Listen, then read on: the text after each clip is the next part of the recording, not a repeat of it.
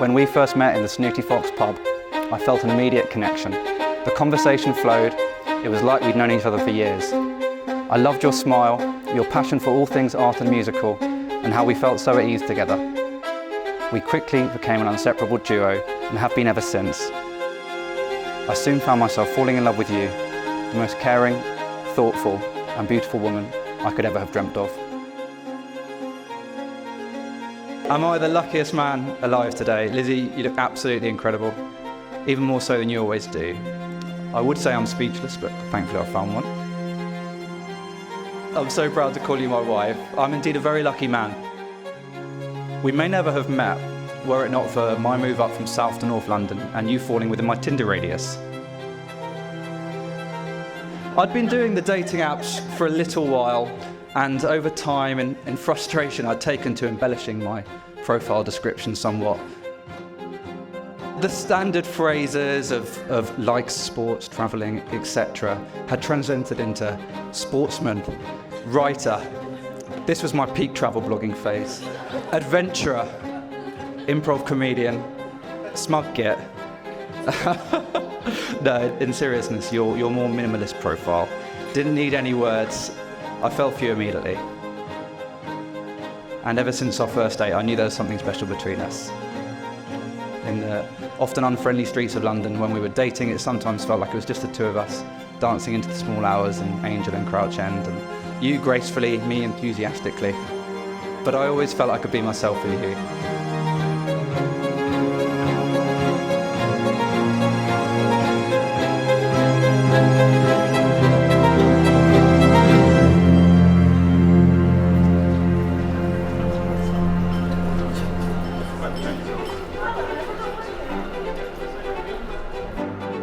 We're delighted to welcome such a vivacious, confident, loving, hard-working and intelligent gentleman into our family. Oh, what? Who told me to say that? No, he's a real credit to Angela and Mike. And we've taken to him so much that Lizzie has had to complain to us on occasions when Matt stayed overnight at our previous house in London when he was down there working.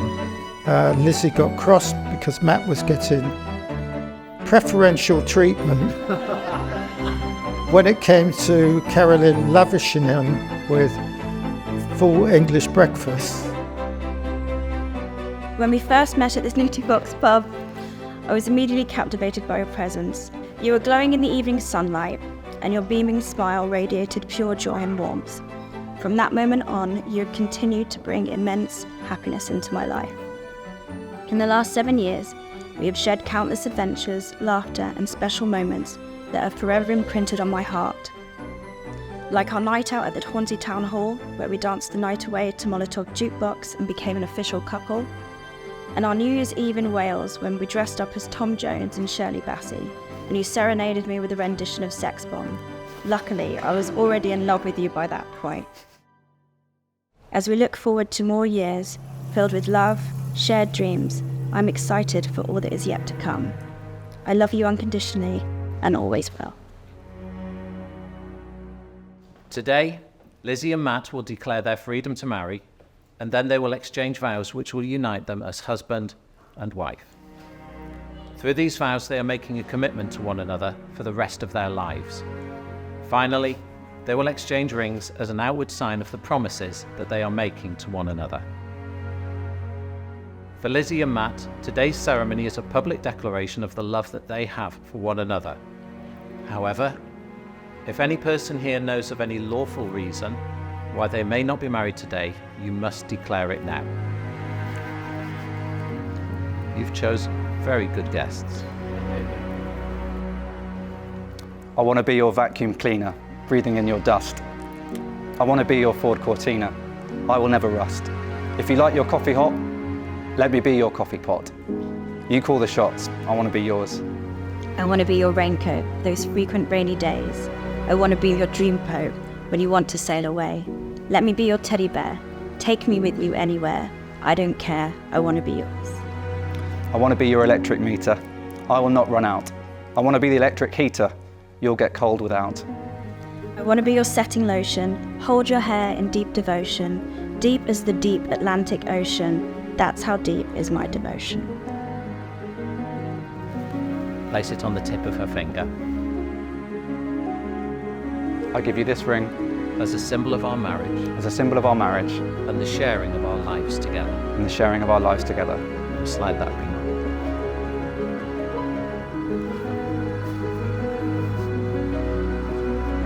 Am I cool? No, it's not.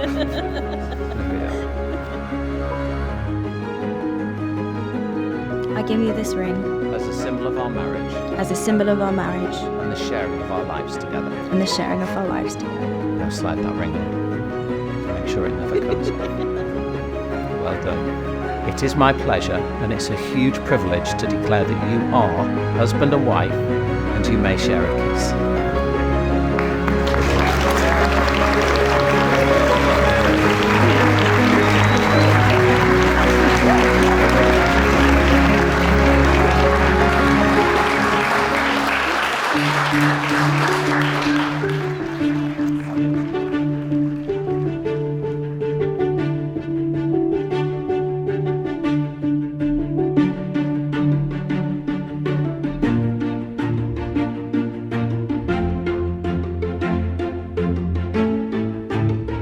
And what I would say about Matt is that he's always planning his next big adventure. And I think he's just started one.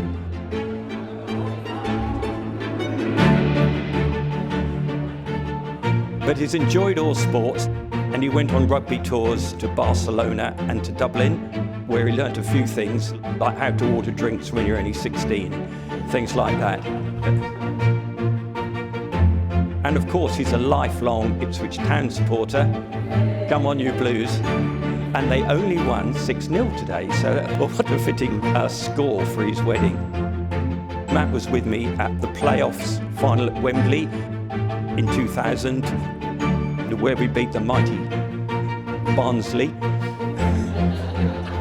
And he was a season ticket holder and often came with me to the away games. And I recall when I scored lots of brownie points because I introduced him to the then England manager, Sven Goran Eriksson, the second greatest day in his life. only Trump today. So, how to describe Matthew Charles Cooper? A man with a Buzz Lightyear-honed chin. A man who unironically sports a deerstalker hat. A curious mind, a traveller par excellence, a sleuth, a mouse catcher, a winner of a quiz presented by Shane Ritchie, was that right? An Ipswich fan, a wannabe northerner, a keen social conscience, a wordsmith, a comedy connoisseur, a 21st century Alan Partridge. Fundamentally, a top bloke. We met in Coventry, in a university sports bar with the heady smell of stale Guinness in the air and sticky carpets under our feet. It was Super Saturday, to be exact, which, as I was writing the speech, suddenly struck me as today. Now, I'm not fully across the process behind you deciding today's date for getting married, but a little part of me thinks that Coops wanted to mark it his own way, the anniversary of meeting me as well.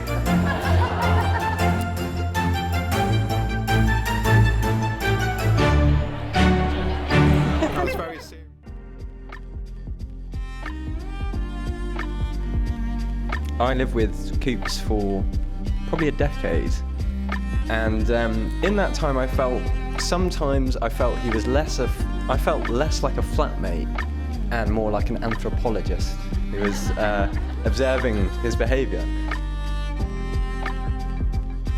He's not always all over the kind of finer details when travelling. So, in our time we've got 3 night buses to get back to Uxbridge, and then realise that he's lost the keys to the place we're staying on the journey.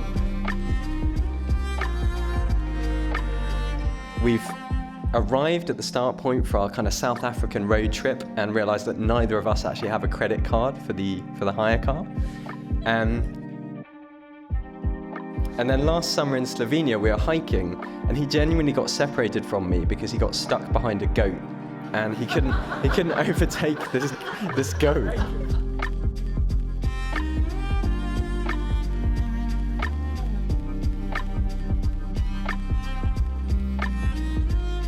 I think I can speak for everyone here when we say that we're all really happy that you found one another, that you've forged a life together in York. And if I can just ask everyone to raise a toast to Matt and to Lizzie as they embark on the longest of long-distance flights, which is their lives together.